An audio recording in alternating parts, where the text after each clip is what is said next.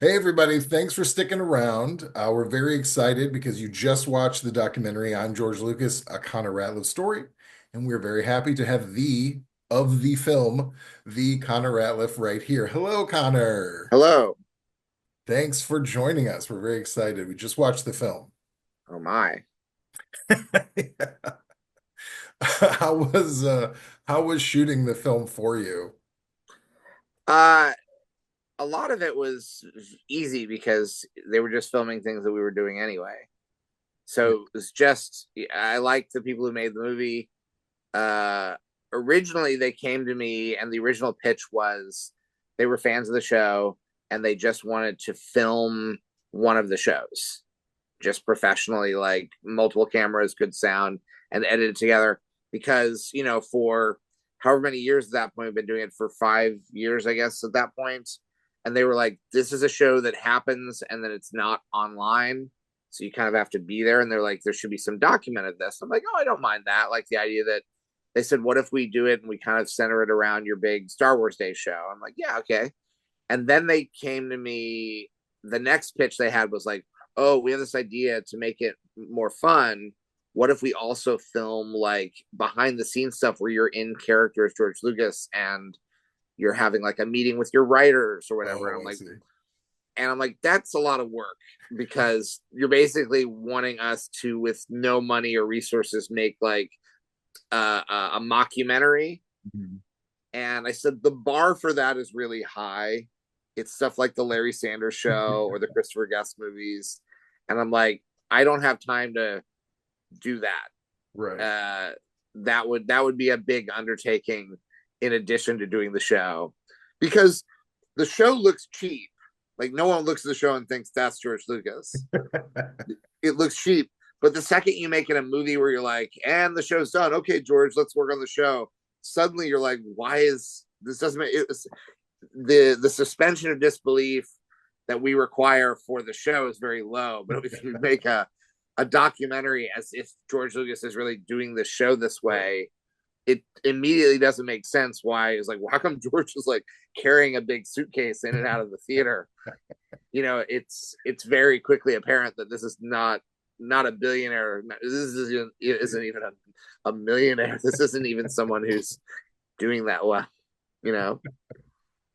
But when you were talking in the movie, I mean, there's some vulnerable moments in the movie where you could tell there's like obviously being followed around by cameras, having conversations with public makes you a little uncomfortable. Was that part of it fine for you? And during the process, did it make you think differently about, or did it help you clarify the future of your show? Um, no, the pandemic did that. Yeah. Uh, Larger forces intervened to change the future of the show. No, I mean, because then when I said I don't want to do the mockumentary version of it, I then offered to them, I said, well, what we could do is there are a lot of shows, not like this specifically, but they're this sort of like the midnight comedy show in any city. There are a lot of shows that are you had to be there sort of experiences. I said they are comedy shows that are not necessarily even aiming to get like a production deal, or they're not hoping to become a cable show or a streaming show or something. I said, do you want to make a show that demonstrates how these shows are made and what they're like? And then when they started making the documentary, there was a point where it started becoming more about me, and I was never comfortable with that. And I didn't tell them stop, but Yeah. I did start putting up walls, because I was like, this is not what like I can't watch the documentary. I think it's good. I've seen a couple of other recent documentaries about comedy people where the documentary will try to be funny, and I'm glad this isn't that. Like they like let us be funny, but they aren't trying to be funny. Yeah. Because I've seen like there's one in particular where it was like of a major comedian, and the documentary tries to be like, we're a funny movie too. Yeah. And I was like, oh, I'm so glad that that's not what this is. But I also like the documentary is not for me as an audience member. Right. I'm like the last person who should like. I'm okay with it, but um, like even like the way it ends, they got that fucking melancholy piano music like I'm dead. Really is just like wonderful mourning music to mourn this comedian by, this sad comedian.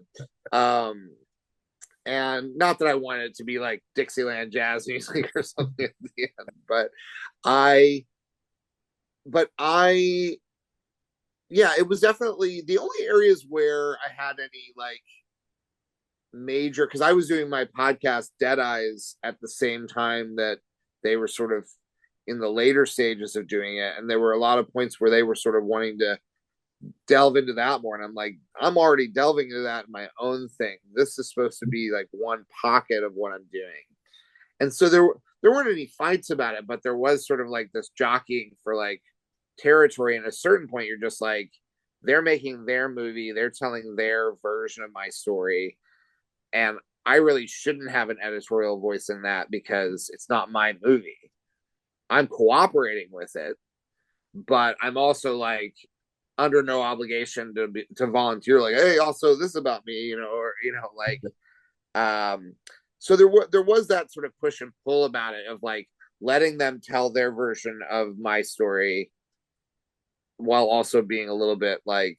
But then I'll also say that, like, and I think this is fair enough to say, I there are certain things where, and I've encountered this with, I think, every documentary filmmaker that I've ever like met or talked to, that I have a different, like, I remember when the Thin Blue Line, the Errol Morris movie came out, there was like controversy because he had staged reenactments that are showing you things that are dramatized, but he's also clear we weren't there filming with our cool cameras when this like police officer was murdered. So when it's fake because it looks too good to be true, and when it's real because it's real. There are moments when they'd be like, we want to get this shot, and I'd be like, but that's like, there was a moment where they were like, I was done with a movie and I was done with the show, and I'm walking to the subway to go home. It's like after midnight or whatever. And they were like, could you just walk through Times Square? Because Times Square is right over there. So we can get footage of you walking. Yeah. And I'm like, I don't walk home through Times. I walk through Times Square to get home. And it's going to look weird. People are going to be like, where does he live that to get home at night he walks through Times Square? I was like, why don't you just have me go to the Statue of Liberty and pretend I live there? That'll be really visually interesting. Just film me walking in like, good night, I live here, New York City.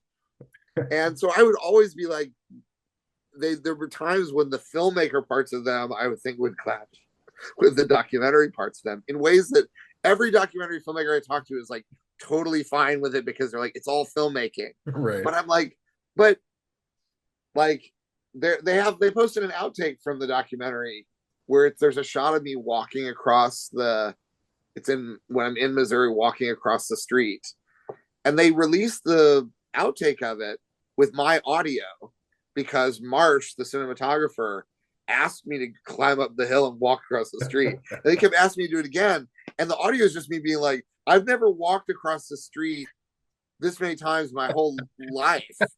I grew up in this town, and I've certainly never walked back and forth across the street. And this is so you can have this shot in this documentary film. Like a good example of that is, and it's one of my favorite scenes in the doc because it is real in terms of the dynamic between us. But the scene at Patrick's apartment where Griffin and Patrick and I plan out the next show, right, is literally the only time we have ever had a meeting to plan the show. Really?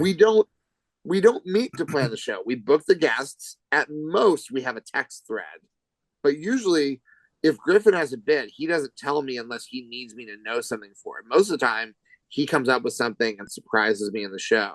Same with me. I will make a clip or something for the show, but I won't tell even Patrick or Griffin about it because I want to get their reaction like on stage. Right. So that meeting where I'm telling them I want to get all these little sticks and the audience will throw the sticks. The dynamic is really our dynamic in terms of like, we're not they didn't know anything I was going to say, so they were all reacting. Right. Then when I get mad, go outside, start proving that you can find sticks in New York City. I really was like angry at Patrick for suggesting that it'd be too hard to find 150 sticks or whatever. And then I started throwing the sticks at him, like that's all real. But it is literally like the only, like if it was a documentary about, if they were making a documentary about how like pie is made at a bakery, it would have been as if we'd gone to like some field somewhere and dressed up as pies or something. It's just like, well, that's not how they make pie, you know? Though that would be visually interesting to Yeah, see. and that was their thinking, was we need something to look at. And in hindsight, I should have just said, here's some screenshots of the text thread for the show. Yeah. Incorporate them visually, because you could have had little text popping up and it'd be like, they don't meet. It's a truer version of how the show is made. I mean, that was a weird show anyway, because usually we don't. We actually did think like, let's do something big and visual for the show, and pretend that the theater is a spaceship and all that stuff. Yeah. We don't normally kill Darth Vader uh, in the show. So like that's an example of us cooperating. Like we willingly like changed what the show was to sort of make it a bigger show for the documentary. Right. But um, but other than that, like they were, you know, they're talented people, they're smart, they're nice. I like them personally. Like everyone who was like working on the team that was making the doc, they're all like friends of mine, that either they already were or they friends now as a result of it.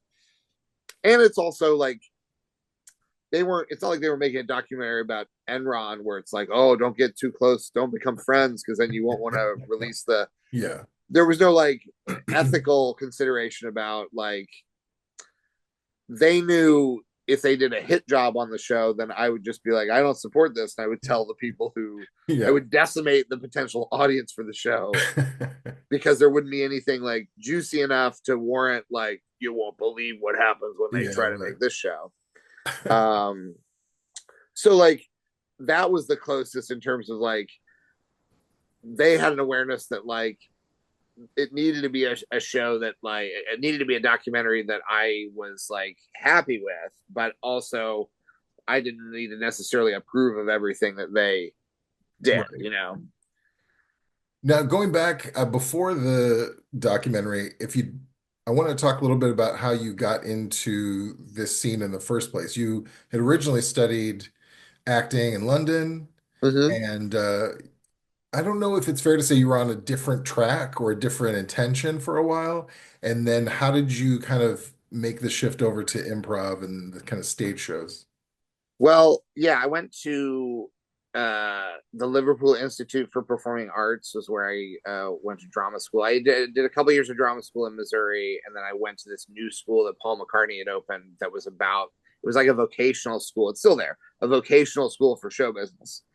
And then I did that, and I was part of the first graduating class of that school. And my thinking was, first graduating class of this big like showbiz vocational school, they will be really invested in making sure that everybody gets like representation at the end Right. of it, because they need to be able to point and say like, look, we can get people working in the industry. And so I got an agent. I worked in London as an actor for a little while, and then there was a point I was getting exhausted with it anyway. And this is the thing that my podcast covers a little bit, which is I was fired from Band of Brothers, and it wasn't just that made me like pull away from showbiz, but it was like that was sort of the one of the big clinchers where I'm like, I don't like this business. And so I moved to New York. I took a break from showbiz for like a year and a half, moved to New York, tried to start over, couldn't do it. Nothing. It was as if all my credits had expired. Like the fact that I went to drama school in London and worked as an actor and it was just like, I didn't know anybody. I couldn't get anything going. I got a job at Barnes and Noble Union Square, and I worked there for 13 years. And most of that time, I was not even actively pursuing. I was like done being an actor. Yeah. And my dad had done improv back in Chicago in the early 1970s. And the person that who coached his improv team. He auditioned for this improv team that Del Close had put together. Del Close is one of these like founding names in the world of improv comedy in America. And my dad worked directly with him. He was part of like one of his improv teams when they were like developing it, sort of like developing the art form a little bit. And so my parents were both like, Amy Poehler has a theater that has classes. You should take one of the classes. I was like, I don't want to take more classes. Like, I don't need to. It seemed like a scam to me. I was like, this is no, I'm not gonna like this. And they kept pushing. And at a certain point, my mom was like, why don't you just sign up for one of the classes? Because I'd seen stuff at the theater, and I'm like, this place is pretty fun. Like the shows here are good, but I was like, I can't imagine I would ever perform here. And my mom was like, why don't you just take one of the classes? And if you don't like it after a few weeks, you just quit. I was like, oh, okay, that sounds easy enough. And then I really liked the classes. They were way better than any acting classes I ever took. Acting classes always felt like I never got any better at acting from an acting class. And improv classes from the very first class, I was like, oh, this is a different way to think about, like, I was learning things that were like useful about like listening and processing information in a way that acting classes had never connected with me that way. And so I started taking and this is classes. Upright Citizens Brigade, is This that is at correct? the Upright Citizens Brigade Theater in New York. Right. And because I was about 10 years older than most people, start taking those classes when they're in their 20s or maybe even younger. And I was like 33 when I started. So I was already the age that a lot of people are when they decide they're done doing improv. Like I was already the age where people were like, should I still be doing this when I started? And so as a result, I had a pretty fast rise within the UCB world. Like from when I took my first class to when I was like on a weekend team, which is sort of like at the highest sort of echelon. Um, that was about 2 years or so for me, Well, that's great. and which is not normal. Like I don't even think you can do it now because I did it where like I'd finish a class and start another class immediately. I think even now the classes are spread out in a way where you Yeah. can't do it that fast. But that was largely just because I was already old by the time I started doing it, so I wasn't nervous about like what if my improv show is bad today. Like I wasn't scared that a scene would go badly or that like what if the audience doesn't like this show. I'd be like, well, it's not like you're committed to a 6 month run that you're trying to like make Yeah. people like the bad show you did. You can just do a better show next time. You can repair it in a way that if you write a play and it's awful, it's like harder to Yeah. deal with. So the George Lucas talk show, so you started it, you thought maybe it'll go a little while, we'll try it out. It ended up being 5 years. How do you Yeah. feel about the trajectory so far and where it's going? Yeah, like I spent like a year developing a one person show called I don't remember if this is mentioned in the documentary. It might be. It was called the Local Authors Night at the Mid Missouri Public Library, and I played like four different characters in the show, and I think it was a good show, but I put in all this work into it, and then it didn't even get. Normally, if you audition a show at the UCB, and it doesn't quite work, they'll give you a second audition. I didn't even get that. And I was like, and at that point, I was already like a pretty like high status within this, like the world of this theater. And the show hadn't gone badly. It got like big laughs. And I was like, I think part of it might be that it's like the least commercial title for a show. However, you said the title, and I feel like I've seen the show as soon as you said it. Yeah. That also may be a bad thing. Just like, yeah, I already saw that. But I did the show, and then I sort of realized like it's not even worth pursuing because no one's gonna want to see this. It's and at that point, I uh I was like, I need to think of something that will draw people in to see the show, and they don't need to know they don't need to know me because nobody knew me, like audience wise. And my joke at the time was like, if I do another show, it's going to be called like Harry Potter Night at Hogwarts, which that I wouldn't do that now because for a lot of reasons. But that was my pitch for a title, which someone immediately pointed out, like, why would they have Harry Potter night at Hogwarts? What is that exactly? I do think that's a funny title for a show. But then I'd been doing the George Lucas character just for fun for friends. You probably saw me do it a bunch. Do you remember Yeah, me doing it? I do, and I remember very specific. I also remember you doing Darth Vader and Chewbacca. Yeah, I used to play a character. You're right. I used to play a character who, when George was doing all the stuff and it was all green screen and not motion capture, but sort of like motion capture a little bit.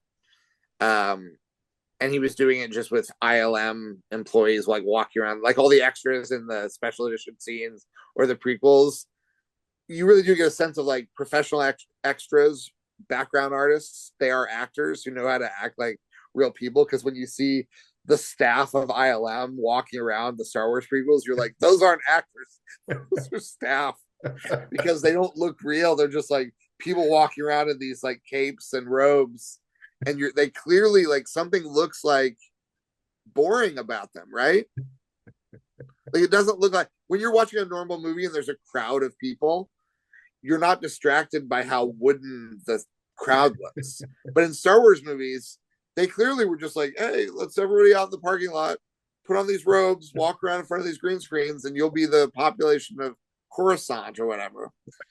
And so, and it is just like, oh, you need actors to pretend to be in the background, because if you just get people who work in your office to do it, it'll look like, that's the weirdest. Like, the planet looks less weird than the people who are kind of wooden standing around, like, not. Did you see Twin Peaks: The Return? No, I didn't. There's a scene in Twin Peaks: The Return where a really sad thing happens, where there's like a little boy who gets hit by a truck, and there's reaction shots of all these people reacting to it, who are clearly like either non-actors or local actors or something. But it is like a master class in, like, this is why you hire actors. Whatever you think of actors, when you see these actors reacting to, like, they're kind of like, they're all like trying to act sad. And it's just like, if you ask any random portion of the population, like, act like you just saw something terrible, they'll be like. And so anyway, I used to do this character that was a custodian at Skywalker Ranch, that George was like, hey, come in here and you do all of the characters and we'll fix it. And so this guy was like, yeah, I work for George. I do the scenes. I'll come in, I'll do Darth Vader when he can't get James Earl Jones to do the voice. I'll do like a temp track. And so I'll do like, ho ho, I'm your father. Ho ho. Yes. And the ho ho was the breathing. So it'd just be a guy like, ho ho. And he'd be all the characters, and George would be like, yeah, I'll just film this, and then we'll just paint over him and we'll get James Earl Jones's voice. And it's not Yeah. that different than how things are really done. And Chewbacca, if I remember correctly, was just woof woof. Woof woof. Yeah. He's just a big dog walking around. He's Han Solo's dog. I haven't seen the movies. I just work here. And yeah, so I used to do this character, that character, and the George character just for friends. And then there's a point where I was like, I wonder if I build a show around this George Lucas character and I interview real people. And my initial thought, which is still the core of the show, is the guests actually shouldn't have an overt connection. Like, Patrick and Griffin always want to book people, and I understand why. And it is fun when occasionally we get, the show sort of inverts itself when we have someone who has an actual connection to George. Yeah. Because my conception of the show was, let's get a comedy person or an actor who's never worked with Lucas, or let's get Ira Glass, or, get people who have no overt connection, and then George will make the connection to Lucas thing. So I remember, like, the best example is probably Ira Glass was on the show, and I, as George, said to him, you and I are basically the same. We do the same things. And Ira's like, no doubt, what are you talking about? And I said we were movie producers. He's like, oh, okay, yeah, well, yeah. And I said we both work in public radio. He's like, when have you worked in public radio? And I said I saved public radio with the Star Wars radio plays that were done for. And he's like, oh, right, of course, yes. And I would just go through all these different other things that like we share in common. We're storytellers, Yeah. etc. And so that was the original concept of it. Whenever we have someone who has worked with George, I suddenly have to do this reverse thing, which is I have to sort of bluff, like I remember this, Right. um, and you know it's great that because he's older, I can always be like, I don't remember this. I can. That's always if I really am painted into a corner, I can always just be like, I have no memory of this. Yeah. But it's actually really great when I can. We've had guests on the show where I can be like, yeah, I remember this. I remember exactly. You tell it, Yeah. and you know, and then I can go through and I can elaborate on it, and it suddenly is like, wait, this does feel like he remembers. Just kind of a fun parlor trick. Is this still, do you see this continuing for you? Still having fun with it? Is it still? Oh, I don't know. You know, I mean, it's so funny to see in the doc. I'm ready to quit at that point. There's various points where like I was ready to quit when the pandemic hit, and it was Patrick and Griffin had to convince me to do it. It wasn't until they were like, we could do this as a benefit for to raise money for the UCB staff that had been let go when the theater closed down. Right. I was like, okay, even if it's bad, we can maybe raise some money and help some people. And uh but then there have been various points. You know, I took a 6-month break this year, which is the longest break we've done, just because the release of the documentary sort of took up so much bandwidth that I didn't have. I was basically like, if I have to do a bunch of events this month for the documentary, that's taking the place of doing the show. And I don't want to also do a George Lucas talk show this month. Right. And then it started getting to the point where I'm like, I need the summer off. I Yeah. can't, especially because, and the doc doesn't even cover this because it's the time frame is so different. The previous year, we went to the Edinburgh Festival Fringe and we did a play that I wrote for George and Watto to do. Basically, I wrote a play that was like George and Watto do like a Samuel Beckett play. Yeah. And we did like a month of performances of this in addition to doing 4 George Lucas talk shows and 3 like 1-person George Lucas improv shows. And I felt like this summer was like, I need to recover from like, we did too much show last year in 2023. And so now we're in the second half of this year, we're doing too many shows and I can already feel myself like burning out. Like when we get to mid-December, we have like 4 shows next month. It's too many. I'm at the point now where I'll probably take a little break. We're doing Sketchfest in January, February. So we have some shows booked for earlier. I'm already looking forward to taking a break after those. Yeah. Maybe not doing shows for a bit. I want it at this point. I want it when we do a show. I want it to feel like I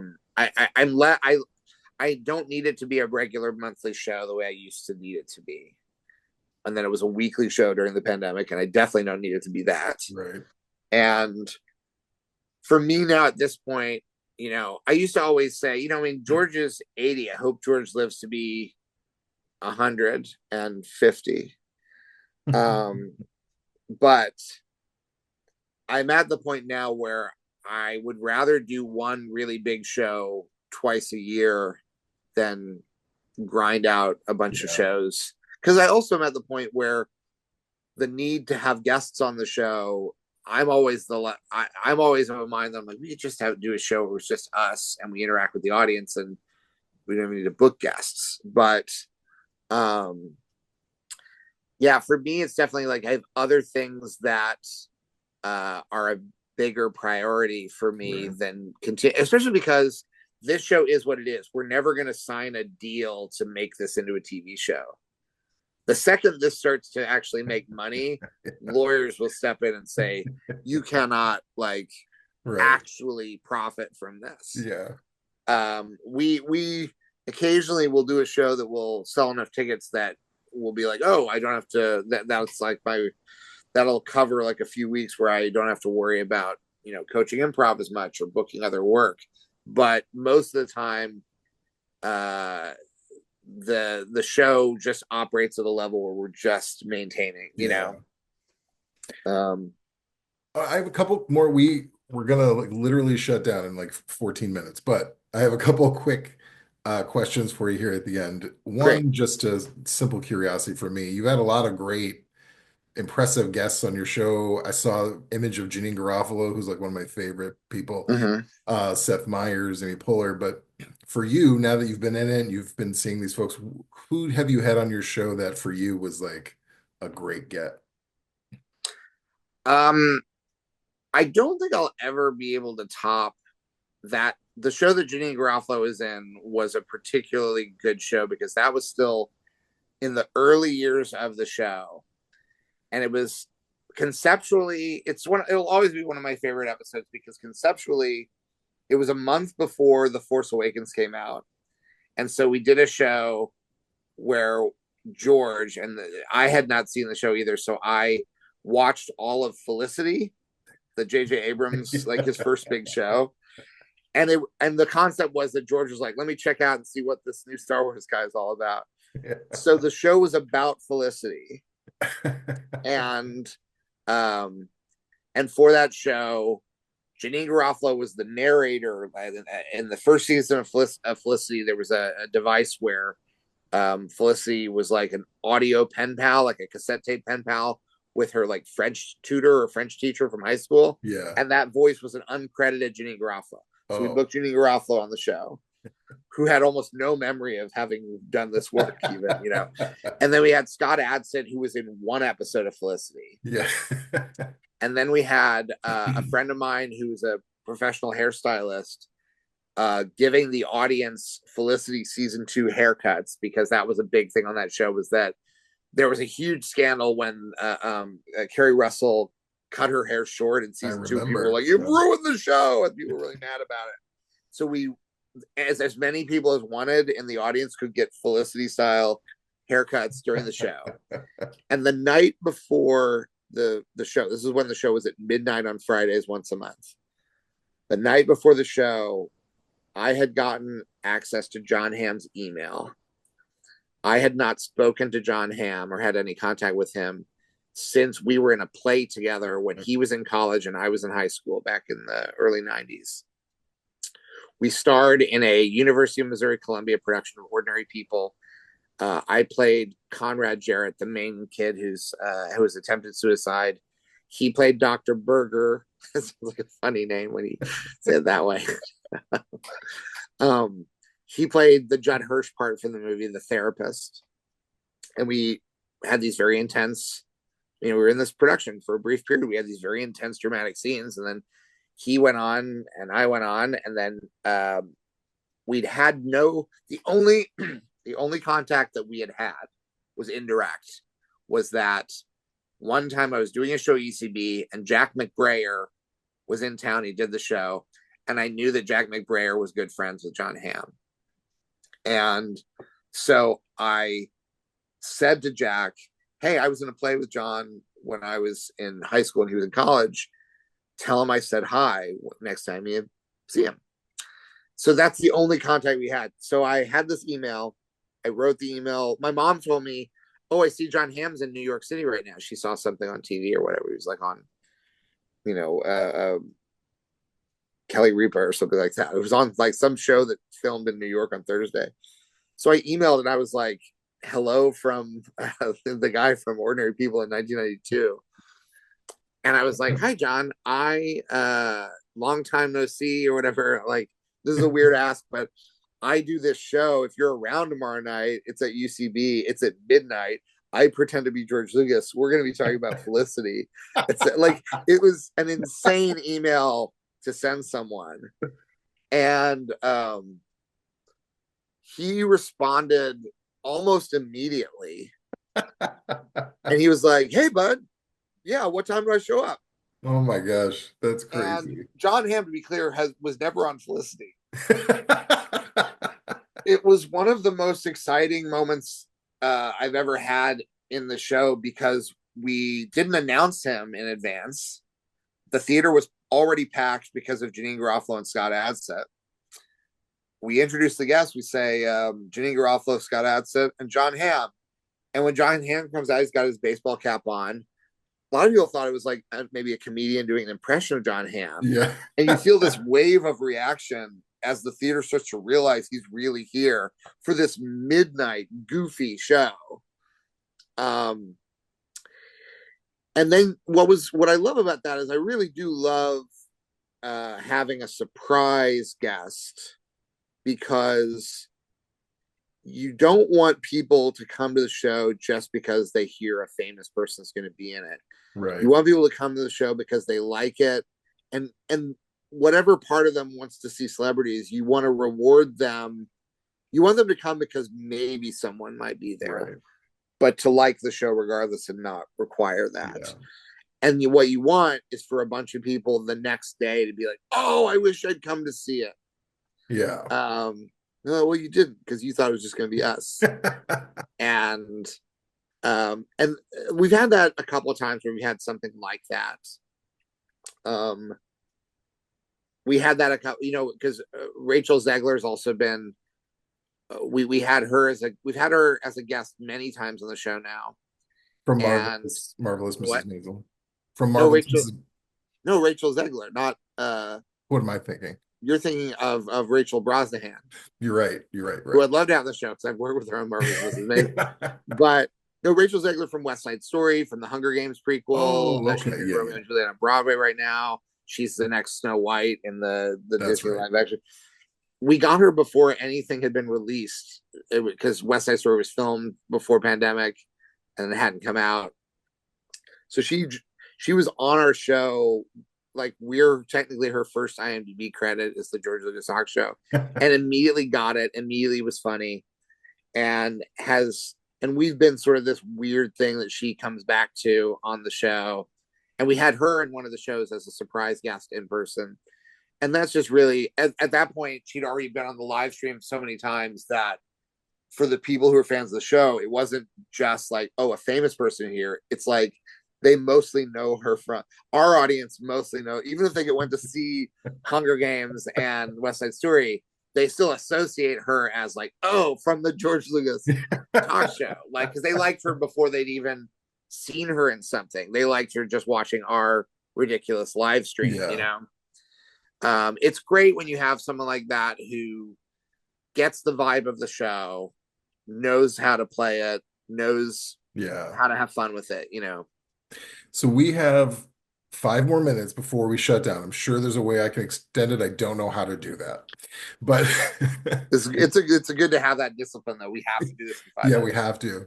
But I want to finally, before we wrap up, I do want to reveal, if it hasn't been revealed already, that I have known you since Yeah, I we was sort of tipped 18 our years old. hat earlier. We hinted this in a way that people, yeah, we've been friends for a long time. I just, yeah, I wanted to reveal it since there was already like, wait, what are they talking about? Yeah. But yeah, I went to England with you for 3 days, Hmm. and I don't want to reveal why we went to. Yeah, we don't need to reveal that. I do want to tell everyone who's watching that what they're seeing is a fraction of what we recorded, and some is unairable. Yes. Yeah. Not because we said anything bad. It just would not it felt private. But I'm very excited. I just want to tell you personally, love watching your trajectory. I got to peek in. I just recently watched uh, via the internet one of your live acting class shows, which me and my wife loved. We cracked up the whole time. That's Oh, great. thank you.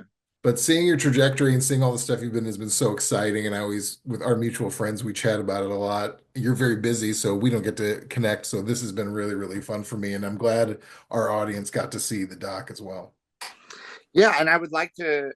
I feel like it'd be fun to bring George Lucas Talk Show there. If people liked the doc, Yeah. um, one of the ways that we tour with the show is a lot of times if there's a local theater, they'll reach out and say like, "Hey, come do the show here. We have enough people who want to go see it." Um, and I feel like ideally that's sort of been what the show has been since pandemic is we've done it outside of New York as much as we've done it in New York because we've gone to different places. We went to a theater in Detroit and had a really great show there. It's just been like it's been fun to use it as an excuse to like travel to different theaters around the country Yeah. and go to Atlanta, go to just as an excuse to get around and do the things that we couldn't do under lockdown. Well, Um, we're going to make everyone who's here right now, as they file out, I'm just going to make them sign something saying they promise to come, and then I will keep in touch with you about that. I think to make sure it's accurate because we don't want people to we want to get accurate. One of those things where it's like, would you come to the show? Yes or no. Give them the option so that we don't get a false result, and then we bring the show and it turns out no one wanted to see it. Connor, thanks so much for doing this. I really appreciate it, and I will get that sign up sheet going right now.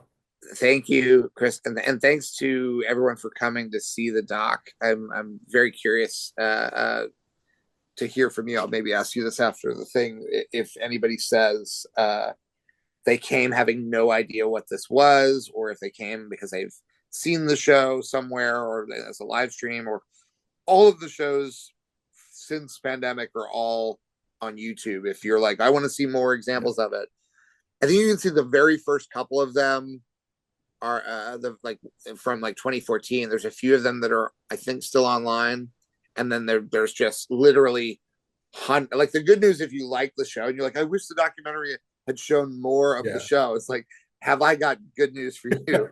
There are hundreds of hours of it on YouTube. I'm going to Um, post all the links in all our channels and down below here as people are, if they're watching this on YouTube, I'll be posting all that too. yeah, and if you're looking for like where do I start, there's like a Paul F. Tompkins episode that's a really good entry point. I've seen that one. There's It's great. anytime Zach Cherry's on the show, you can almost look up George Lucas talk show with Zach Cherry, and almost anytime he's in the show, it's like a great episode that is a good starting point. So yeah, All right. Thanks, Connor. Thanks so much for coming. thank you. All right. Take care.